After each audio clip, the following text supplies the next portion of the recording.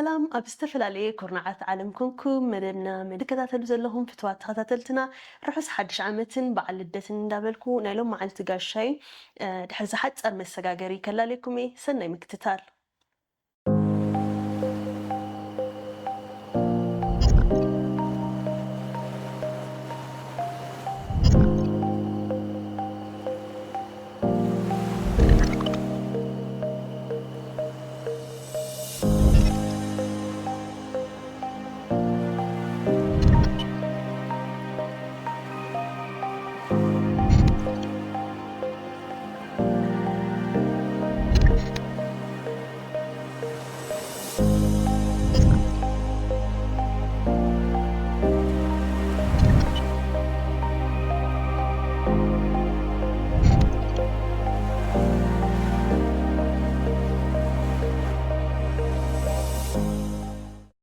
تعزبتنا ድሕሪ ዝሓፀር መሰጋገሪ ደጊምና ተመሊስና ኣለና ናይ ሎም መዓልቲ ጋሻና ፓስተር ቶሚ ሞልደ እዩ ምስኡ ዝህልወና ግዜ ሓቢርና ክንከታተል ኢና ብዛዕባ መንእሰያትን ከመይ ጌርና ናይ መዓልታዊ ፕላንና ከነውፅእ ኣለና ከመይ ጌሩ ሓደ ክርስትያናዊ መንእሰይ ፕላን ክገብር ዘለዎ ብዝብል ኣስፋሕ ኣቢልና ክንዘራረብ ኣብዚ ዓዲመ ኣለኹ ፓስተር እንኳን ደህና መጣክ እንኳን ደህና ቆያችሁ ያው ዛሬ ጊዜህን ለኛ ስለሰጠህ እጅግ አድርጌ አመሰግናለሁ እስኪ ፓስተር ቶሚ ማን ነው በሚል ጥያቄ እንጀምር እሺ ጌታ ይመስገን እድሉን ስላገኘሁ በጣም አመሰግናለሁ ክብር ለእግዚአብሔር ይሁን አሜን ቶሚ ሞልዴ እባላለሁ የአንዲት ሚስት ባልና ከትንሽ ሳምንታት በኋላ ደግሞ የአንድ ልጅ አባት ኮንግራ ጌታ ይመስገን ከዚህ ጋር ተያይዞ በአገልግሎት ያው ከልጅነቴ ጀምሮ ጌታን መውደድ መንገዱን መከተል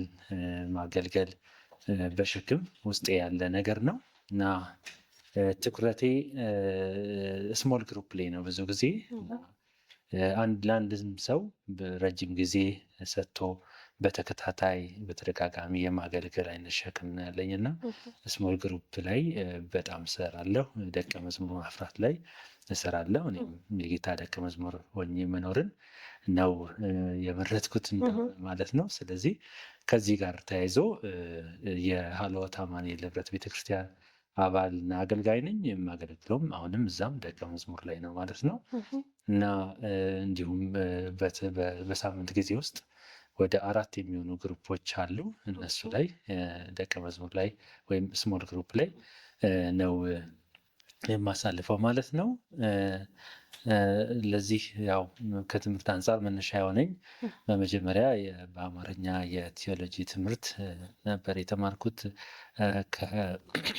ከጢሞቴዎስ ኢንተርናሽናል ኮሌጅ ከዛ በኋላ ደግሞ ማስተርሴን በመማርበት ጊዜ ኤገስት ወይም ኢትዮጵያን ግራጁዌት ስኩል ኦፍ ቲዮሎጂ ቲዮሎጂን ግማሹ ቲዮሎጂ ግማሹ ኮሚኒቲ ዴቨሎፕመንት በሆነበት ሆሊስቲክ የሆነ የአፕሮች ነበራቸው እና እሱም ረድቶኛል ከዚህ ውጭ ግን ፐርሰናሊ ያለኝ ዲቮሽን በጸሎት እና የእግዚአብሔርን ቃል በማንበብ መጽሐፍትን በማንበብ የማሳልፈው ለዚህ ለአገልግሎቴ ረድቶኛል ማለት ነው ከዚህ ጋራ ተያይዞ የአዲስ ኪዳን አገልግሎት የምትል መጽሐፍ እጄ ላይ እንደማለች እስኪ ስለሷ ከመጀመራችንና ወደ ጥያቄ ከመሄዴ ያው እኔ እንኳን አንብቤያታለሁ ለተመልካች ግን እስኪ የአዲስ ኪዳን አገልግሎት የምትለው መጽሐፍ ይኸው ስለምንድን ናት የምታወራው ምንስ የያዘ መጽሐፍ ነው የሚለው ይህቺ የአዲስ ኪዳን አገልግሎት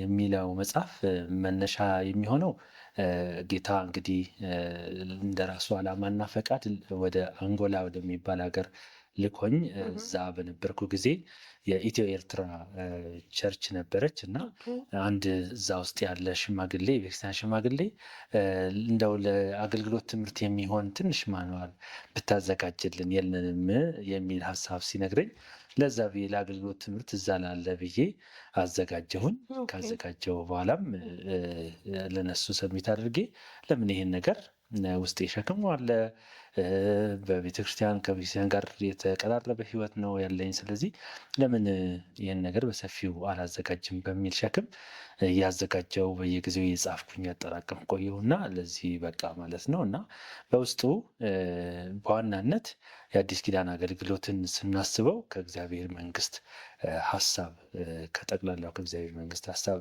ተነስተን ማሰብ እንድንችል የእግዚአብሔር መንግስት የተብራራበት ሁኔታ አለ። ከዛ ደግሞ የአዲስ ኪዳንን ቤተክርስቲያን የአዲስ ኪዳኑን ሰው ምክንያቱም የአዲስ ኪዳኑን አገልግሎት የሚያገለግለው የአዲስ ኪዳኑ ሰው ስለሆነ ስለ አዲስ ኪዳኑ ሰው የተዛበው አመለካከቶችንን በማረም በእግዚአብሔር ቃል እየሞገተ የሚያሳየው ሀሳብ አለ። ደግሞ ቤተክርስቲያንን መልክ ማናት ቤተክርስቲያን የሚለውን ኮመንሊ ከዲፊኒሽን ከምናምን ባለፈ በእግዚአብሔር ቃል ውስጥ ባለ እውነት እየተብራራ ተቀምጧል። ከዛ ደግሞ አገልግሎቱን የአዲስ ኪዳኑን አገልግሎት ከኢየሱስ አገልግሎት ጀምሮ ምን አይነት መልክ እንዳለው ከብሉይ ኪዳኑ በምን እንደሚለይ እንዴትስ መሆን እንዳለበት እያንዳንዱ ሰው እንዴት ሊወጣው እንደሚገባ የተቀመጠ ነገር አለ። በተለይም ሰዎች ምዕመን አገልጋይ ብለው በመድረክ ላይ ብቻ የሚወጡት አገልግሎት ሌሎች ደግሞ የሚሰሙትና ወደ ቤት የሚሄዱበት እንዳይሆን የኔም ትኩረት ስሞል ግሩፕ ላይ እንደመሆኑ ምዕመንና አገልጋይ የሚለውን ክፍፍል ትተን ሁላችንም ምዕመን ነን፣ ሁላችንም ደግሞ አገልጋይ ነን፣ የንጉሥ ካህናት እንድንሆን ነው ከጨለማ ወደሚደነቅ ብርሃን የጠራን የሚለውን ሀሳብ እያጎላ በዚህ መልኩ የተቀመጠ ሰፊ ሀሳብ አለው። ጌታ ረድቶኝ በጌታ ጸጋ ይህንን ነገር እንዳስቀመጥኩት ሁሉ አፕሮቹ ለየት የሚለው አንደኛ ጥቅሶችን በመጥቀስ ብቻ የሚታለፍ ሳይሆን ጥቅሱን ራሱ ብዙ ሰው ብዙ ጊዜ ያው ድካማችን ወይም ደካማ ጎናችን የብዙዎቻችን ኮመን የሆነው ጥቅሶች ቢጠቀሱ ቢጻፉ ሰዎች ሄደው አያነቡትም፣ የመጽሐፉን እያነበቡ ይቀጥላሉ። ግን ጥቅሶቹ እዛው ጋር ተቀምጠው በትክክል እንዲነበቡና እንዲጠኑ ከዛ ከእግዚአብሔር ቃል በመነሳት ደግሞ ሀሳቡ እየተብራራ መጥቷል። የብዙ መጽሐፍ ጥርቅም ወይም ደግሞ የነዛን መጽሐፍ ሪቪው የማድረግ ኮምፓይል የማድረግ አይነት ስራ ሳይሆን ፐርሰናሊ እግዚአብሔር እኔን ባነጻኝ መንገድ እና በማገለግልበትም መንገድ ያንኑ ያብራራሁበት አይነት መጽሐፍ ነው። ቅዱሳንን ያንጻል ብዬ አምናለሁ። ከዚህም በኋላ ደግሞ በሰፊው ትልቅ ርዕስ ነው እና ያነሳሁት እያሰፋሁት እያሳደግኩት የሚሄድበት እንጂ ወደ ሌላ ቨርዥን የምወስደው ሳይሆን ራሱን ኤዲሽኑን ወይም ህትመቱን እየቀጠልኩ እያሰፋው የሚሄድበት ነው። ይሄ ሁለተኛ እትም ነው ማለት ነው።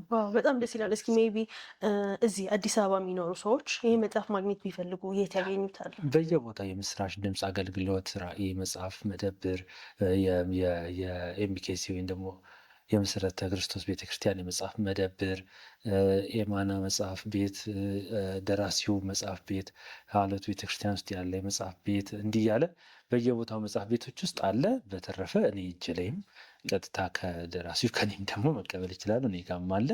ስለዚህ በእነዚህ ሁሉ ተሰራጭቶ ይገኛል ማለት ነው። ዋው በጣም ደስ ይላል። እስኪ እንግዲህ ስለ መጽሐፉ ይሄ ያክል ካልን እኔ ስላነበብኩት በጣም ጠቃሚ መጽሐፍ ነው። እንግዲህ ፓስተር ስለ መጽሐፉ ይሄ ያክል ካልን ስለ አገልግሎቱም ይሄ ያክል ካልን ያው እኔ አውቃለሁ በደንብ ግን ስራ ላይስ ምን ላይ ነህ በሚለው እስኪ ትንሽ እናውራ። እየሰራው ነው የማገለግለው ባይቮኬሽናል ፓስተር በሚል ነው ሊጠራ የሚችለው ማለት ነው።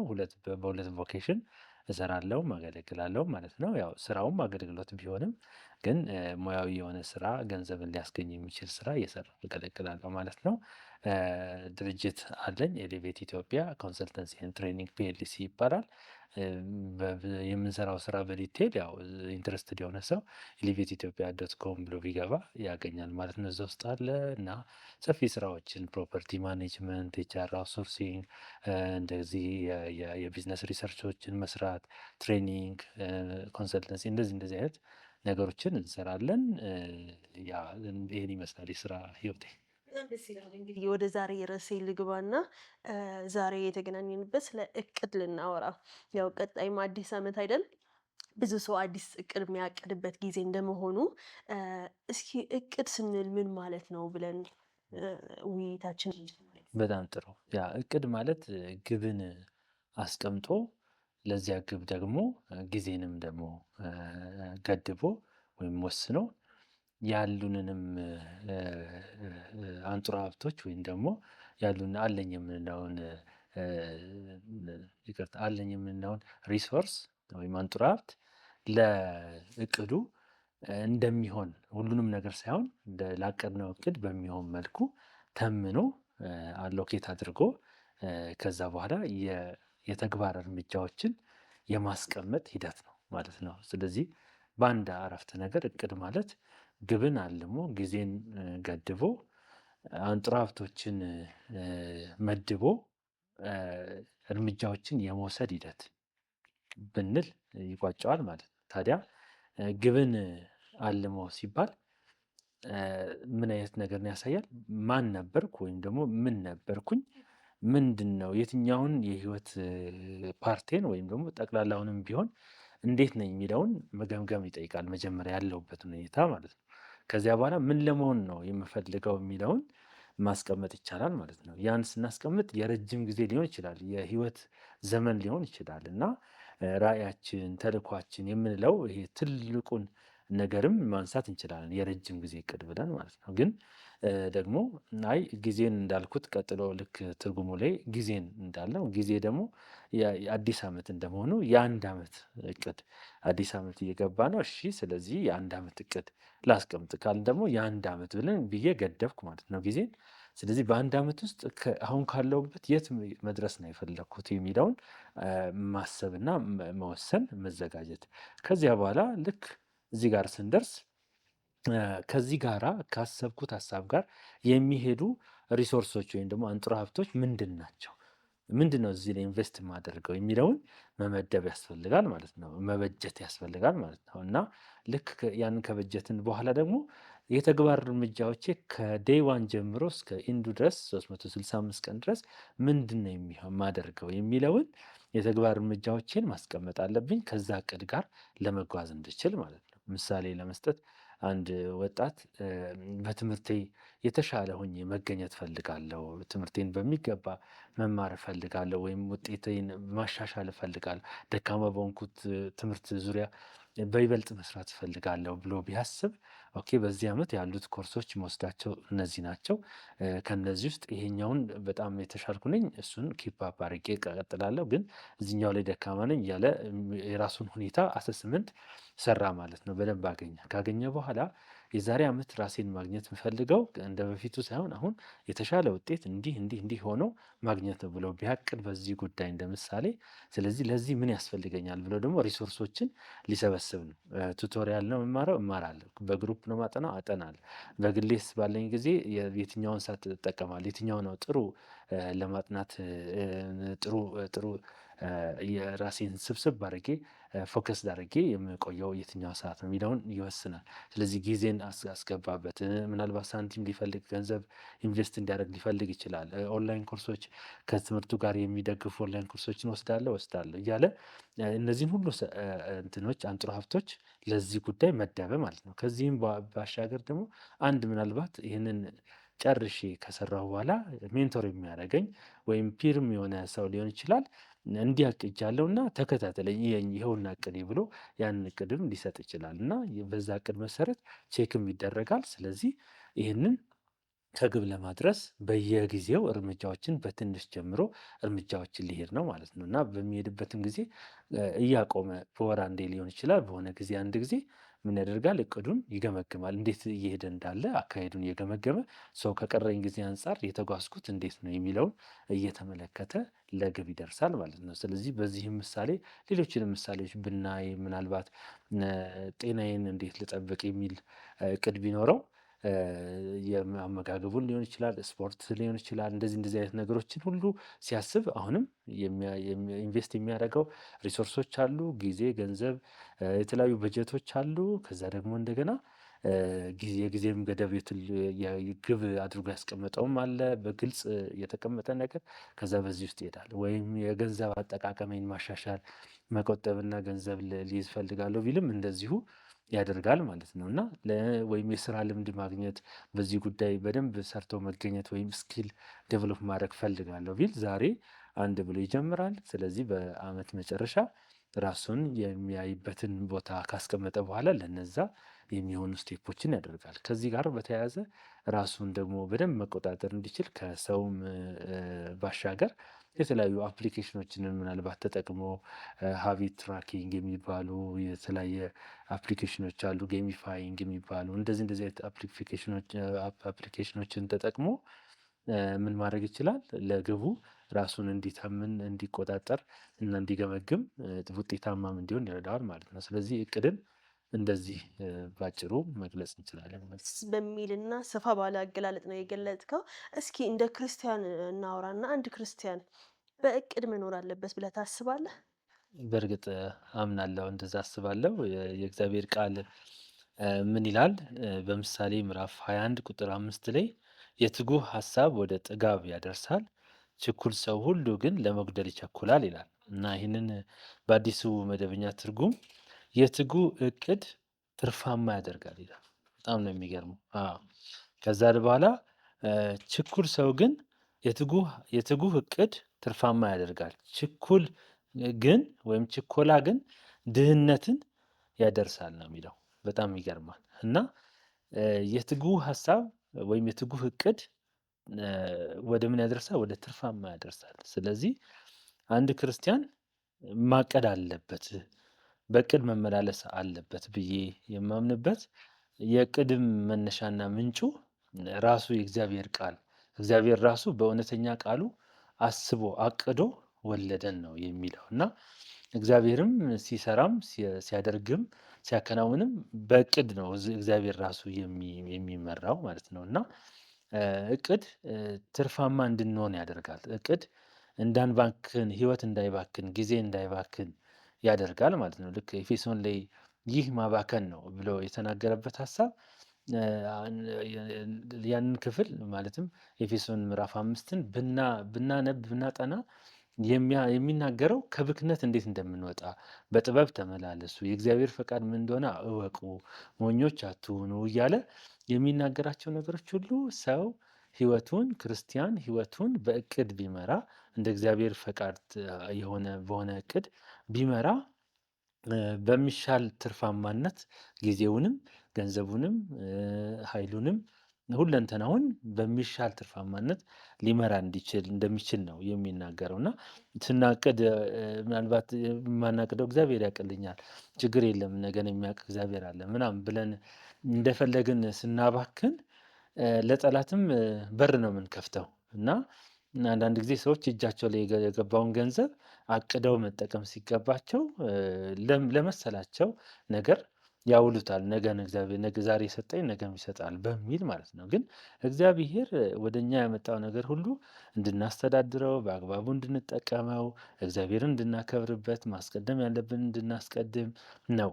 እቅድ ደግሞ ራዕይ አለኝ እያለ አንድ ሰው ግን እቅድ የለኝም ቢል ይጋጫል። ለምን? ራዕዩ ከግብ የሚደርሰው በእቅድ ውስጥ ነው። ስለዚህ እቅድ ማለት የድልድይ ነው ማለት ነው እና ራዕያችን ከግብ የሚደርስበት ድልድያችን ነው።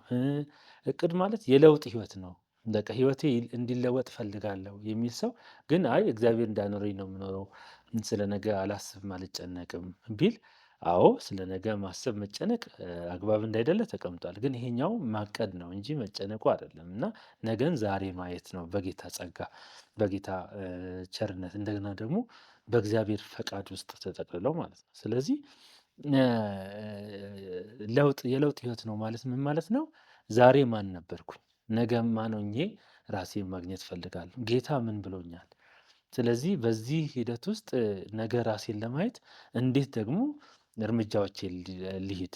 ጌታ እኮ ደጋግሞ አንድን ሰው ማን እንደሆነ ወይም ማን ሊሆን እንዳለ ቢናገረው ያ ሰው እግዚአብሔር ደጋግሞ ተናገረኝ፣ አሁንም በህዝብ መሃል ተናገረኝ እያለ ዝም ብሎ ይጽናናል። ግን እግዚአብሔር እድል እየሰጠው ነው።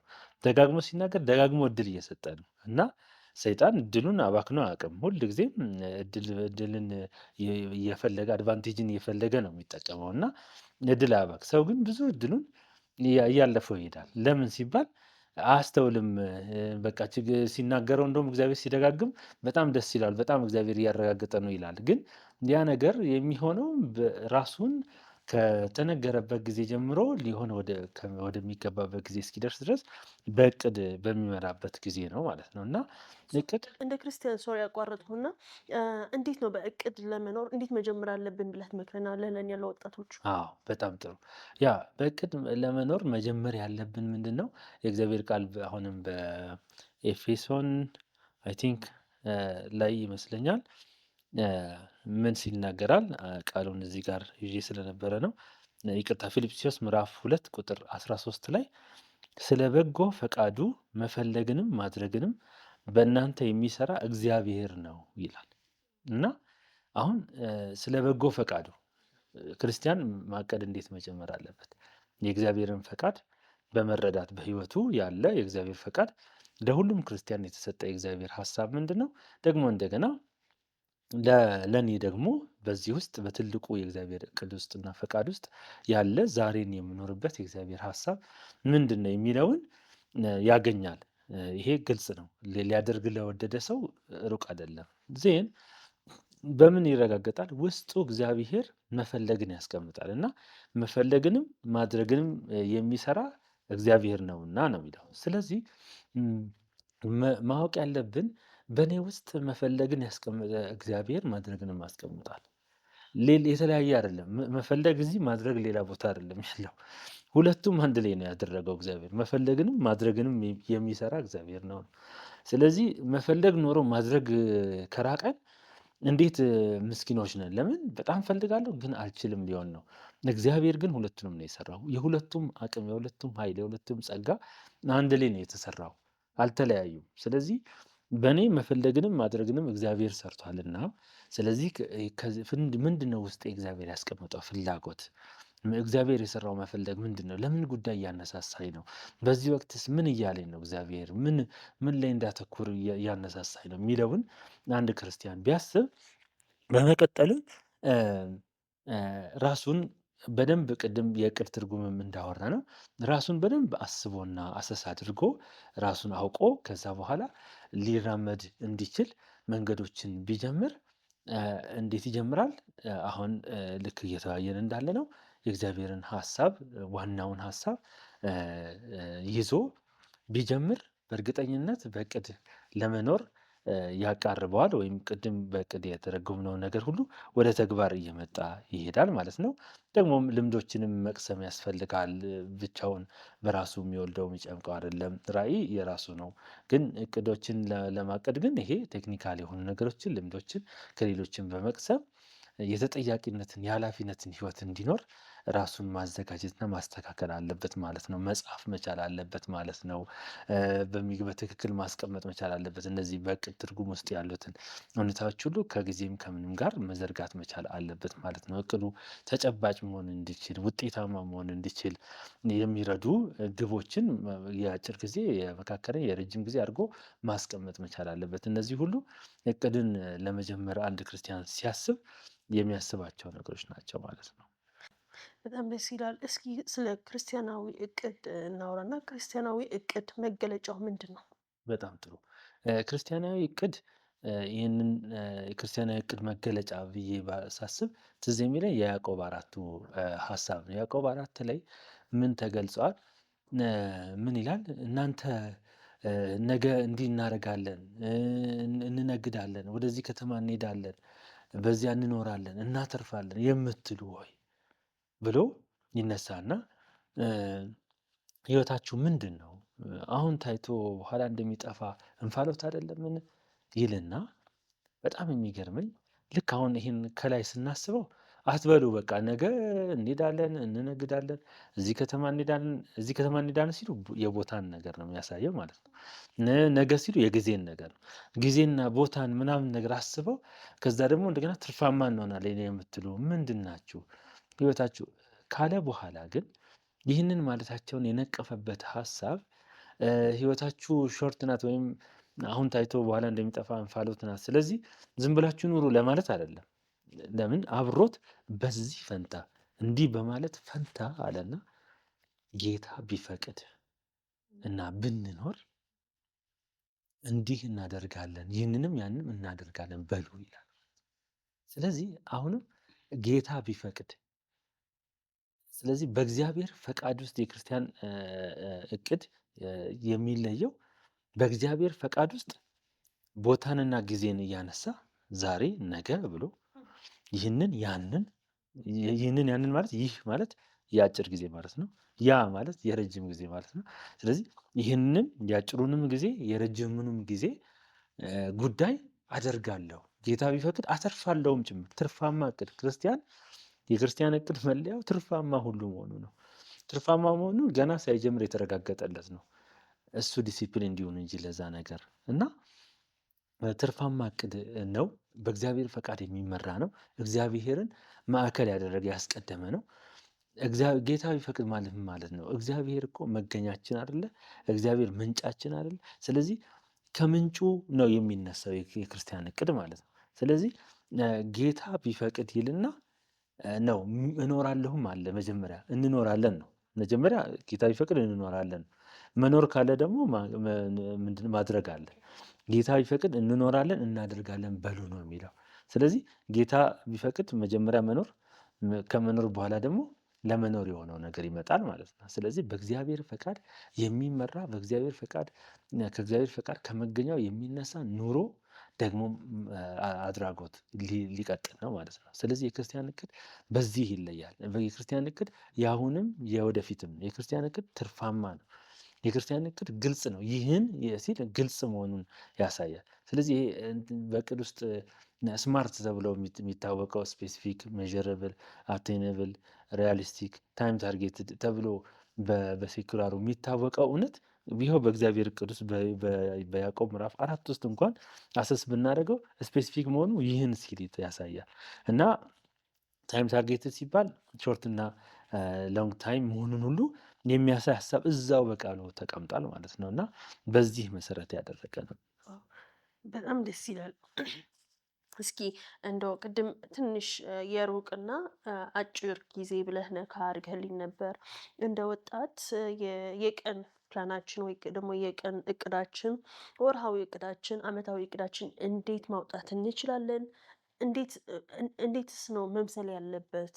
ኤግዛምፕል የሰጠህ ብትነግረኝ ደስ ይለኛል። ቴንኪው በጣም እንግዲህ አሁን የቀን የአጭሯን ስንነሳ የቀን ደግሞ የወር ወይም የወራት ከዛ ደግሞ የአመት እቅድ እያልን እናስባለን።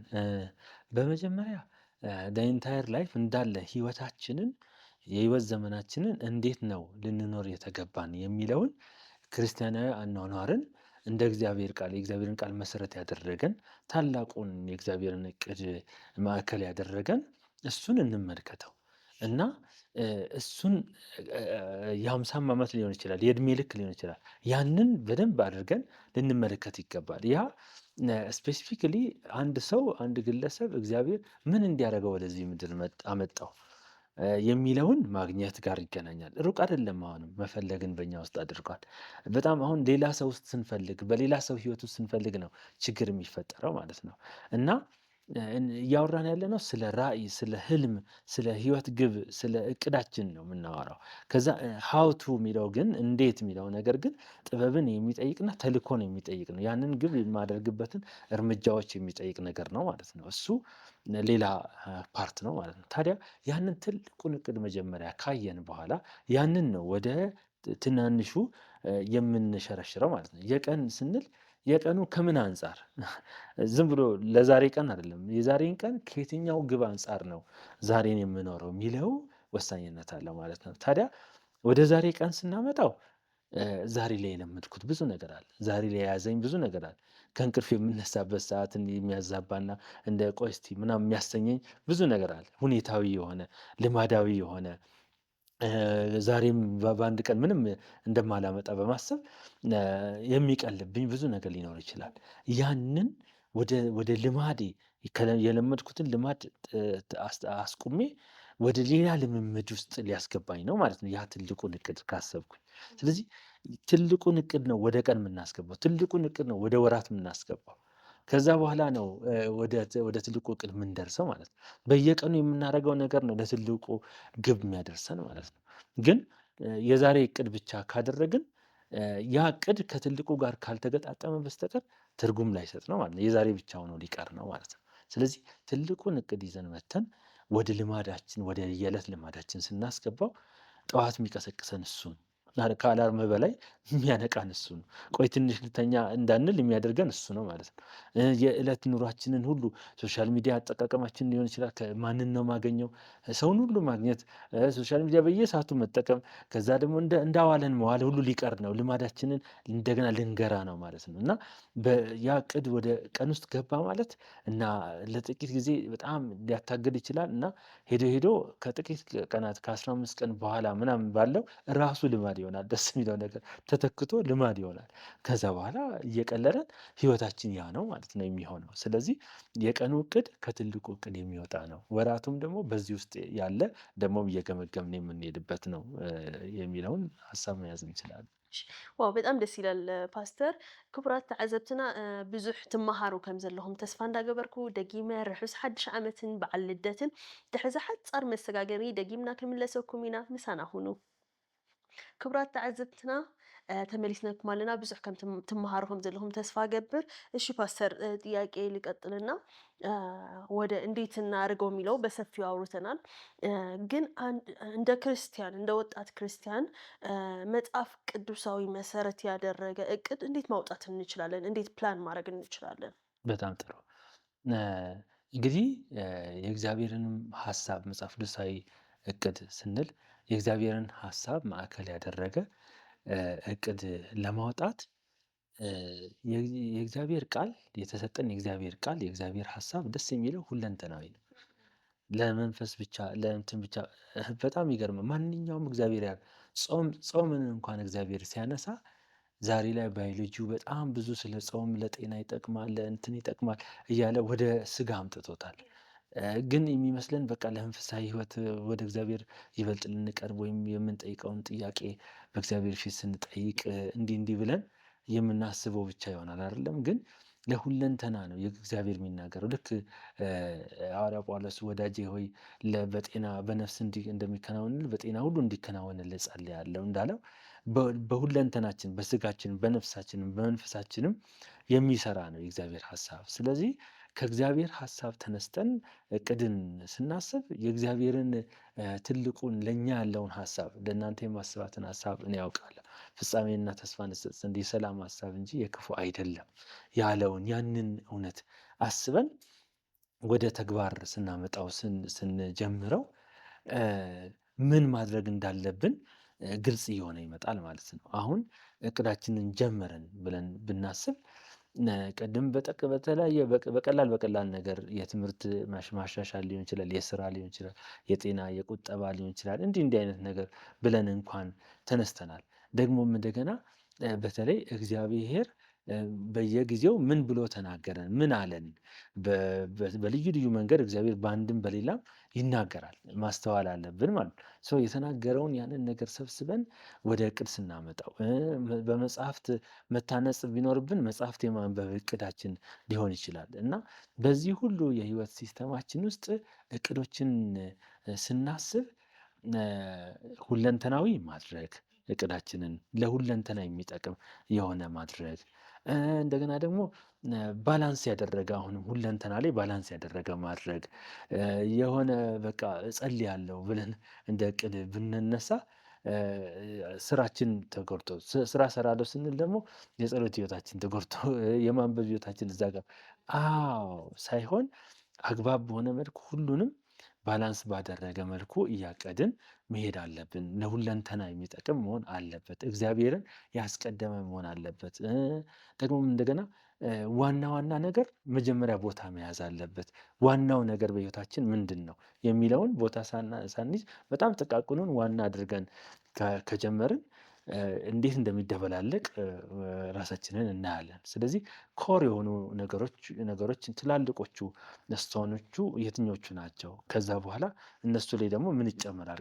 ቀጥሎ ሌላስ ምን ይሆናል? የሚለውን መደልደል መቻል አለብን ማለት ነው እና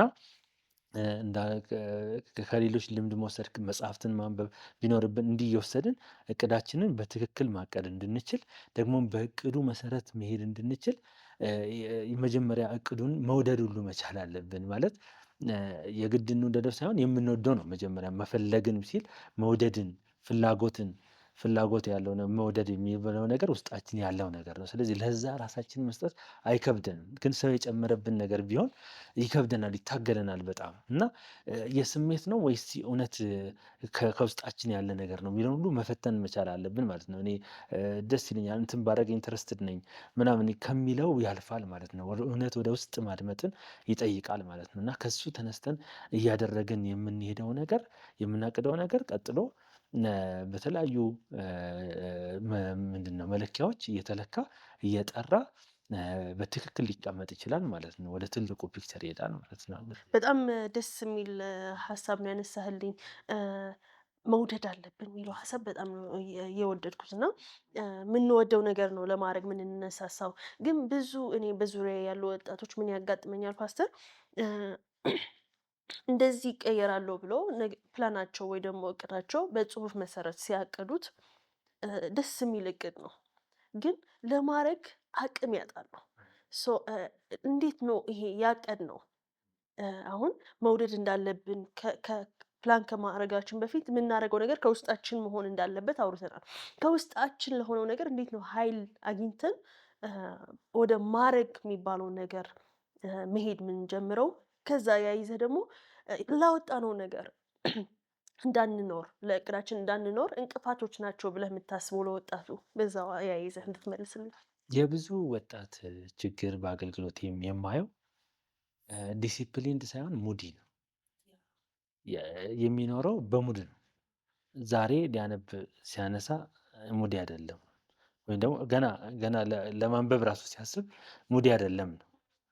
ዲሲፕሊን ግን ቢሆን ስርዓትን ወይም ደግሞ ያቀደውን ነገር ቢያስብ ለዛ ነገር ነው ያ ነገር ነው የሚጮህበት። ስለዚህ ዛሬ አነባለሁ ለምን? ማንበብ ስላለብኝ፣ ማንበብ እቅዴ ስለሆነ፣ ለእቅዴ መኖር ስላለብኝ፣ ወደ ግቤ የምደርሰው በዚህ መንገድ ስለሆነ። ግን ሙድን ካሰበ ግን ሙዱ በጣም ፍላክቹዌት ያደርጋል። ሙድ እኮ ጥሩ ነበር እኮ አሁን በጣም ሙዴ ነው አሁን በጣም የማንበብ እንትን ውስጥ ነኝ ያለሁት።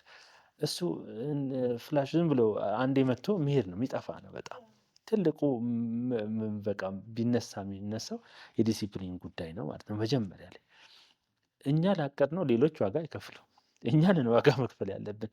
እና ዋጋማ ያስከፍላል፣ በደንብ ዋጋ ያስከፍላል እና ጊዜን ይወስዳል፣ ከብዙ ነገሮች ይቀንሰናል። ማለት ሰው ሁሉ የሚኖረውን ኑሮ ልኑር ብለን ራሳችንን ከለቀቅን ወዮልን። ከዚሁ ጋር ተያይዞ ወጣቶች በጣም የሚገርመው በሌላ ሰው ህይወት ይሳባሉ። ወይ ስኬታማ በሆነው ወይ ደስ የሚል ነገር እያደረገ ባለው ሰው የራሳቸው እቅድ እያለ የራሳቸው የህይወት መንገድ እያለ በሌላው ይሳቡና ትምህርት እንኳን ሲመርጡ በቃ ሌላው የመረጠውን በመምረጥ የድግግሞሽ ህይወት ወይም የሌላን ሰው ህይወት ኖረው ጊዜያቸውን እድሜያቸውን ሊያሳልፉ ይሆናል። እንዴት ያሳዝናል! የራሳቸው እያለ ማለት ነው። እንዴት ዋጋ እንደሚከፍሉ እንደዛ ሲሆን፣ ይሄም ራሱ አንዱ የሚረብሽና የሚከብድ ነገር ነው ማለት ነው። እቅድ ውስጥ እቅድን ስናስብ ለምንድን ነው ቢባል የስ ሞዴል የሚሆን ሰው ከኛ የቀደመ ሰው እኛን የሚመስል እኛ ያሰብነውን የሚመስል እኮ ሊሆን ይችላል። ሞዴል እኮ ይኖረናል ማለት ሞዴል የሆነ ሰው እኛ እየሰራነውን እኛ የምናደርገውን ቅድምም ልምድ መካፈል የሚባለው ነገር ሊኖር ይችላል። ግን ከዚህ ውጭ የሆነውን ዝም ብለን የመጣውን ሰው የሚያደርገውን ነገር እኛም ላድርግ በተሻለ ላደርግ እችላለሁ ብለን ብንነሳ ብናደርግ እንኳን እኛ አይደለንም ያ ሰው። ዋጋ ብንከፍል እንኳን አድርገን ብንገኝ እንኳን እኛን አይገልጽንም፣ እኛ ውስጣችን ያለውን ነገር አይገልጽም። ስለዚህ በሌላ ነገር አለ ትኩረታችንን በእቅዳችን ላይ ማድረግ፣ በሌላ ህይወት አለመሳብ፣ እሱ ሌላ ነገር ኢቭን የምንጠቀማቸው ዲቫይሶችና ሶሻል ሚዲያዎች ሁሉ ከእቅዳችን ጋር ሊሄዱ እንዲችሉ ማጣመር ማዘጋጀት አለብን እና እኛም ተጽዕኖን መፍጠር መቻል አለብን። ተጽዕኖ ተቀባይ ብቻ እንዳንሆን ራሳችንን በዚህም መግራት አለብን እና ይሄ በጣም የሚረብሽ ነገር በእቅድ መኖር ካቀድን በኋላ ስናቅድ ደስ ብሎን ምናልባት እሱ ላይ ቅድም ስለተናገር በቃ ጨረስን እንበል፣ በቃ በደንብ አቀድን፣ ጥሩ አቀድን። ከዛ በእቅዱ ግን ለመኖር ከብዶን እንቅፋት ሆኖብን የምንቀጥል ወደ እሱ አይነት ስቴፕ ከመጣን አሁን ራሳችንን መገሰጽ ያለብን ከእቅዴ ጋር መኖር እንድችል ዲሲፕሊንድ ወደሆነ ህይወት መግባት አለብኝ። ሌላው አንድ ባነሳ መልካም የሚሆነው ማስተላለፍ ወይም ደግሞ ፕሮክራስቲኔሽን የሚባለው ነገር በጣም ብዙ ሰው ለምሳሌ መጽሐፍ እንደገዛ በገዛበት ወቅት አንብብ የሚለውን ሙድ ያገኘዋል። ገና እንደውም ሲገዛ ራሱ ጀርባና ፊት አይቷል።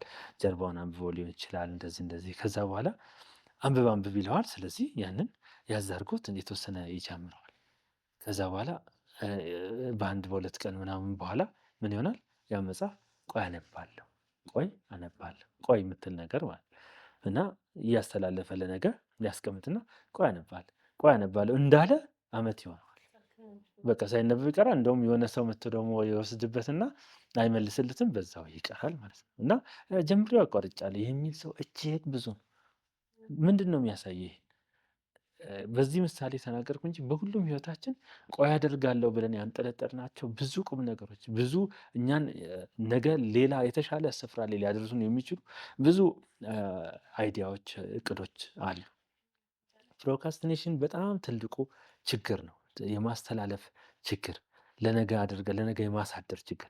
በአንድ ቀንም ምንም የሚሆን ነገር የለም። ትንሽ በየቀኑ በዘለቄታነት እያደረግን ብንሄድ እቅዳችንን ከግብ እናደርሳለን። ግን እንቅፋት የሚሆነን ሌላው ይሄኛው የማስተላለፍ ችግራችን። ስለዚህ በየዕለቱ ማድረግ ያለብን በየዕለቱ ማድረግ አለ። ዛሬ ማድረግ ያለብን ለነገ ማድረግ የለብንም።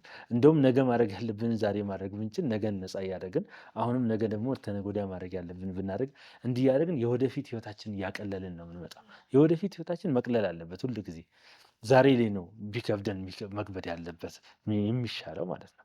ለወደፊት ራሳችንን ማዘጋጀት መቻል አለብን ማለት ነው። ስለዚህ ይሄን የሚመስሉ እውነታዎች አሉት በሱ ውስጥ ይላል። እስኪ አሁን የሚቀጥለው አመት አዲስ አመት እንደመሆኑ ብዙ ወጣት ከተመለከትክ በዙሪያ ሜቢ ብዙ ወጣት ከአዲስ አመት ጋር ተያይዞ ነው እቅዱ የሚያወጣው እና በቃ አዲስ አመት ሲመጣ በቃ የሚቀጥለው አመት ይሄ አቆማለሁ፣ እንቅልፍ እቀንሳለሁ፣ የሚቀጥለው አመት ያኔው ጀምራለሁ ይላል ብዙ ሰው።